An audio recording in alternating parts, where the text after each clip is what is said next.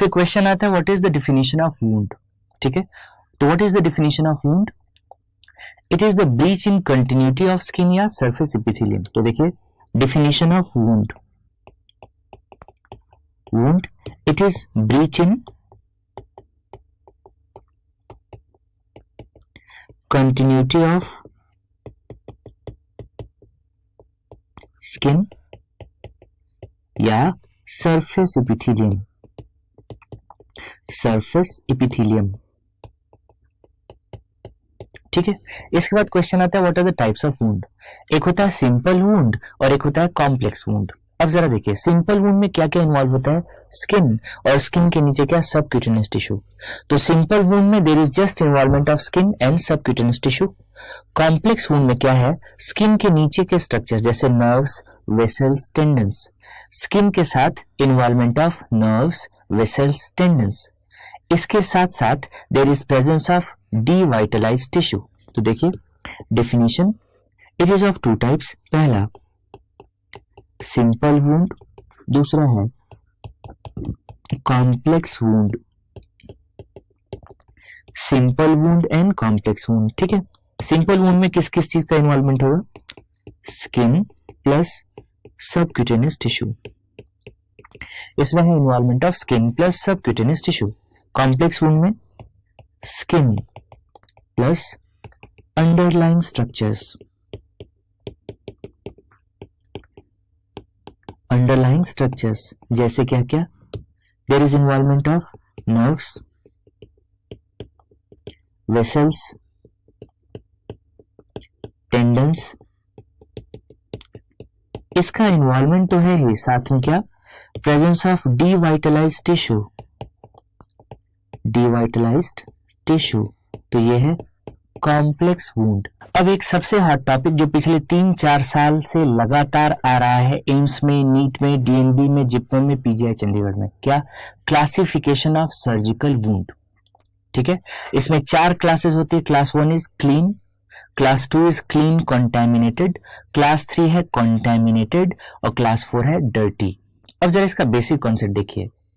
Clean wound means it is clean, मतलब 3 tract देखिए, there is respiratory tract, दूसरा है गैस्ट्रो इंटेस्टाइनल ट्रैक्ट, तीसरा है genito urinary tract.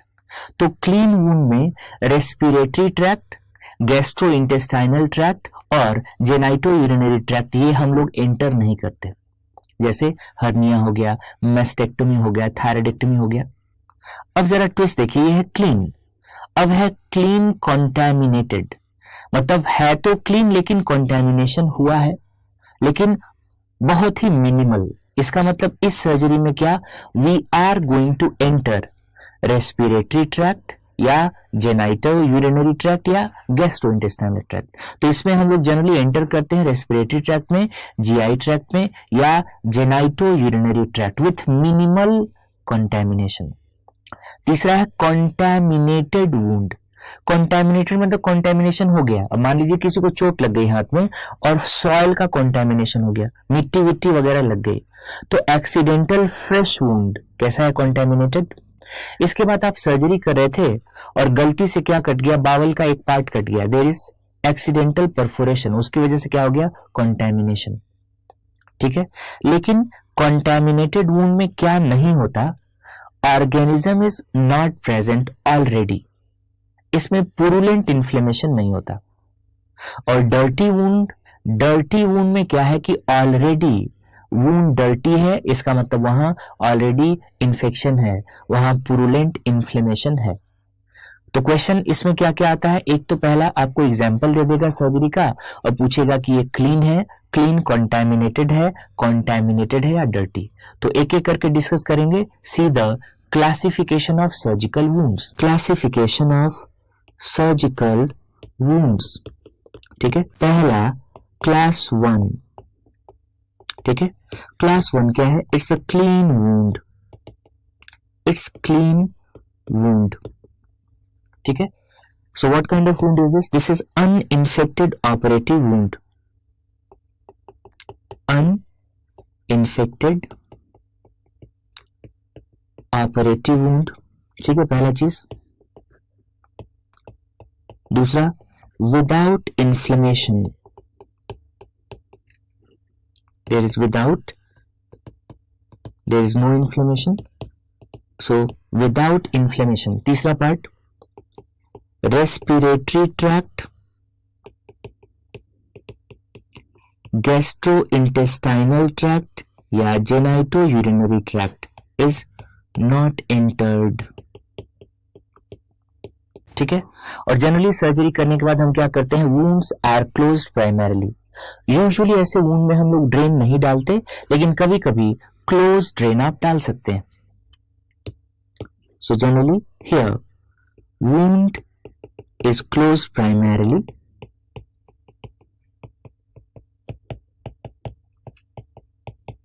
if necessary closed drain can be used if necessary. So plus minus closed drain. सबसे important aspect, examples. What are the examples of clean wound? ठीक है। तो सबसे पहले आपने सर्जरी, जनरल सर्जरी के केसेस देखे होंगे, hernia, मेस्टेक्टोमी,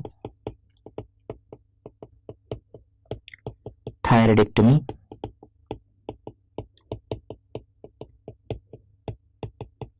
joint replacement operation, joint replacement and aortic, abdominal aortic aneurysm repair. ठीक है, ये सारे क्या है, क्लास 1 या क्लीन वुंड। अब जरा देखिए सेकंड है क्लास 2। क्लास 2 है clean contaminated wound, clean contaminated. ठीक है। अब इस केस में मैंने क्या बताया कि रेस्पिरेटरी ट्रैक्ट, गैस्ट्रोइंटेस्टाइनल ट्रैक्ट या जेनाइटो-यूरिनरी ट्रैक्ट में हम एंटर होंगे, but under controlled condition without unusual contamination. In this case is the operative wound in which respiratory tract, दूसरा, या जीआई ट्रैक्ट या genitourinary tract is entered. Catch point क्या है, under controlled condition, under controlled condition without unusual कॉन्टैमिनेशन।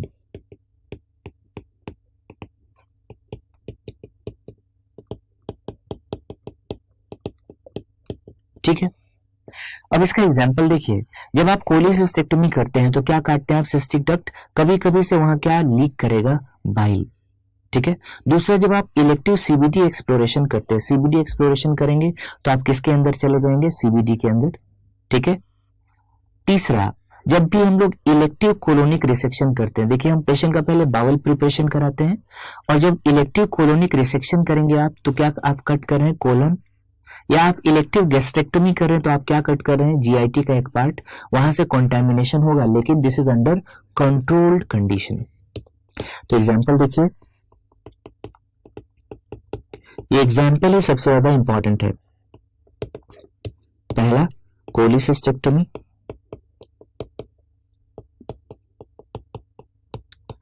दूसरा है CBD exploration,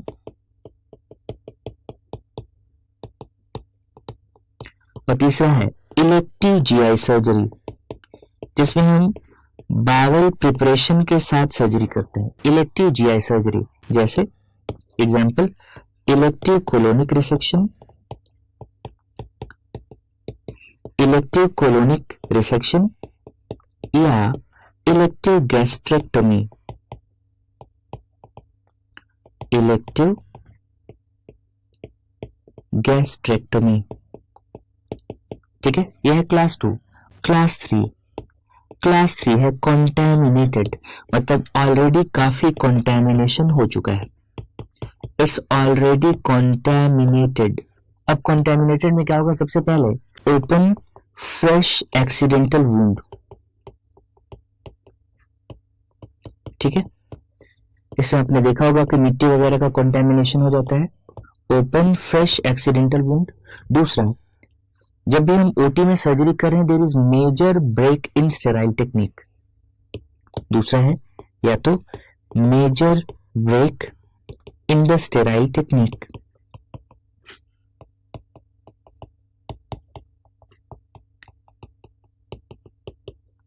third है gross spillage from GIT. आपने देखा होगा कभी कभी इलेक्टिव, कभी कभी सर्जरी के दौरान आइट्रोजेनिक परफोरेशन हो जाता है, उसकी वजह से there is spillage, so gross spillage from GIT.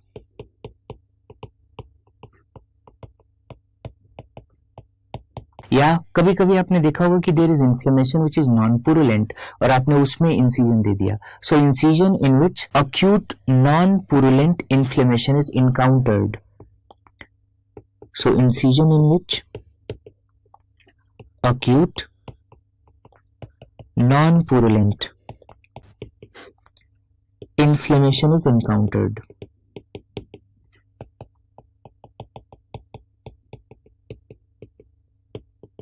ठीक है, अब जरा एग्जांपल देखिए। मान लीजिए there is appendicular perforation, already appendicular perforation हो चुका है, या there is already gastric perforation. ठीक है, सो एग्जांपल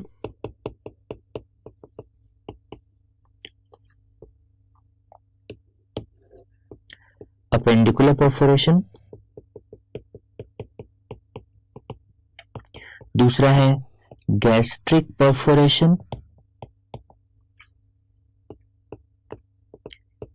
गैस्ट्रिक परफोरेशन, तीसरा enterotomy during bowel obstruction,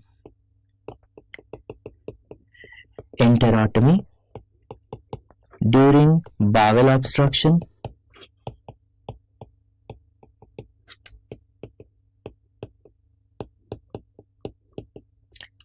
human bite या ओपन फ्रैक्चर, ह्यूमन बाइट या ओपन फ्रैक्चर। ठीक है, so all these are examples of class 3 या कॉन्टैमिनेटेड वुंड। अब देखिए क्लास 4 है डर्टी वुंड, इट्स डर्टी, इसका मतलब already the organism which is responsible for the infection is already there। और क्लास 3 में आपने देखा था कैसा इन्फ्लेमेशन होना चाहिए, अक्यूट नॉन पुरुलेंट, और इस केस में कैसा है, पुरुलेंट। सो दो वर्ड आपको याद रखना है, the organism is already present पहला, और दूसरा देयर इज पुरुलेंट इन्फ्लेमेशन। तो इसमें देखिए sometimes there is old traumatic wound, old traumatic wound with devitalized tissue, devitalized tissue। उसके बाद wound with clinical infection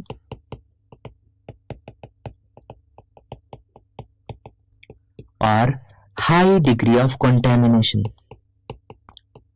clinical infection or high degree of contamination। इसका मतलब the organism which is responsible for infection is already present, so this organism is already present,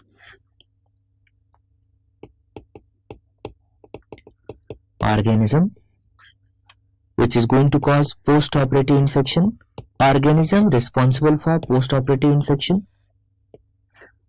already present, it's already present। ठीक है, in the wound before operation। और generally जो dirty wound है it is associated with severe inflammation, it is associated with severe inflammation। Clear, अब जरा example देखिए dirty wound का।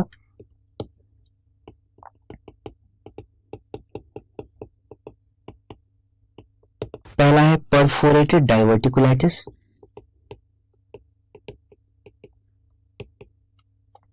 Perforated diverticulitis, दूसरा है faecal peritonitis,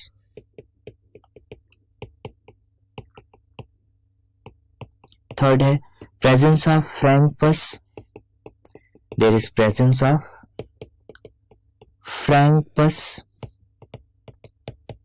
and the fourth is necrotizing soft tissue infection, necrotizing soft tissue infection. ठीक है, तो पहला क्वेश्चन क्या आता है, एग्जाम्पल दे देगा, आपको पूछेगा ये कौन से क्लास को बिलोंग करता है। और दूसरा, अगर आपने क्वेश्चन देखा हो एम्स का, तो क्वेश्चन क्या आता है कि class wise what is the risk of infection, class 1 में, क्लास 2 में, क्लास 3 में, क्लास 4 में रिस्क ऑफ इन्फेक्शन कितना है पोस्ट ऑपरेटिव पीरियड में, किस किस केस में एंटीबायोटिक प्रोफाइलेक्सिस रिक्वायर्ड है, किस में नहीं। तो जरा देखिए क्लास, इसके बाद what is the risk of infection, और तीसरा क्वेश्चन आता है antibiotic prophylaxis, antibiotic prophylaxis required और नॉट। ठीक है, तो क्लास 1, क्लास 1 का नाम क्या है, क्लीन वुंड, क्लीन वुंड, और इसमें रिस्क ऑफ इन्फेक्शन कितना है, देखिए बहुत सारी बुक्स में रेंज दिया हुआ है, जो प्रिफर्ड आंसर है यहां क्या है, इट्स 5%। ठीक, एंटीबायोटिक प्रोफाइलेक्सिस नॉट रिक्वायर्ड।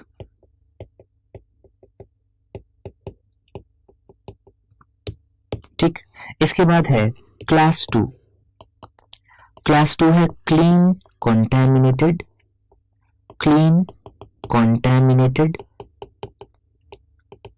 इसमें क्लीन के कंपैरिजन में रिस्क जस्ट डबल होता है, सो हाउ मच, 10%, और इसमें हम एंटीबायोटिक प्रोफाइलेक्सिस देते हैं, so it's usually required, usually required. इसके बाद है क्लास 3, क्लास 3 है कॉन्टैमिनेटेड, और कॉन्टैमिनेटेड में कितना रिस्क है, इट्स 20 to 30%, और इस केस में एंटीबायोटिक प्रोफाइलेक्सिस ऑलवेज रिक्वायर्ड, तो हम लोग हमेशा देते हैं इसमें। इसके बाद है क्लास 4, और मैंने बताया क्लास 4 है डर्टी, डर्टी वुंड में कितना रिस्क ऑफ इन्फेक्शन है, 30 to 40%। ठीक है, तो याद करने का तरीका कैसा है, आसान तरीका, 5, 10, 20, 40, इससे क्वेश्चन सॉल्व हो जाएंगे इजीली, जस्ट डबल करते जाइए। ठीक है, क्लास 1 5, क्लास 2 5 into 2, ठीक है 10, क्लास 3 10 into 2 20, और क्लास 4 20 into 2 40। तो नेक्स्ट क्लास पहले क्लास का जस्ट डबल है, 5, 10, 20, 40। और जनरली अगर डर्टी वुंड है तो हम लोग प्रोफाइलेक्सिस नहीं देते, हम लोग क्या करते हैं, treatment is done. In this case treatment is required, not the prophylaxis. ठीक है, so here treatment is required. AIIMS में कौन सा क्वेश्चन आया था, ये वाला क्वेश्चन आया था एम्स में, that how much is the risk of infection in class 2 या क्लीन कॉन्टैमिनेटेड वुंड। इसके बाद एम्स में क्वेश्चन आया था बहुत पहले कि how we can avoid surgical site infection. Surgical site infection तो जहां सर्जरी है वहीं इन्फेक्शन हो रहा है। अब देखिए, इफ द डॉक्टर, सर्जन या जो भी अटेंडेंट, दो पेशेंट अगर आप एग्जामिन करते हैं तो हर पेशेंट को एग्जामिन करने के बाद you should practice hand washing. So surgeon और अटेंडेंट और nurse should wash hands before going to the next patient. तो हर दो पेशेंट के बीच में हैंड वॉशिंग करना है। So hand washing should be practised by all hospital staff members in between the patients. दूसरा, duration of hospitalization, hospital stay, it should be kept minimum. तीसरा, हमें antibiotic skin preparation should be standardized. चौथा, जहां भी required है वहां bowl preparation दीजिए। फिर एंटीबायोटिक प्रोफाइलेक्सिस यूज कीजिए। So these are certain measures by which we can avoid surgical site infection.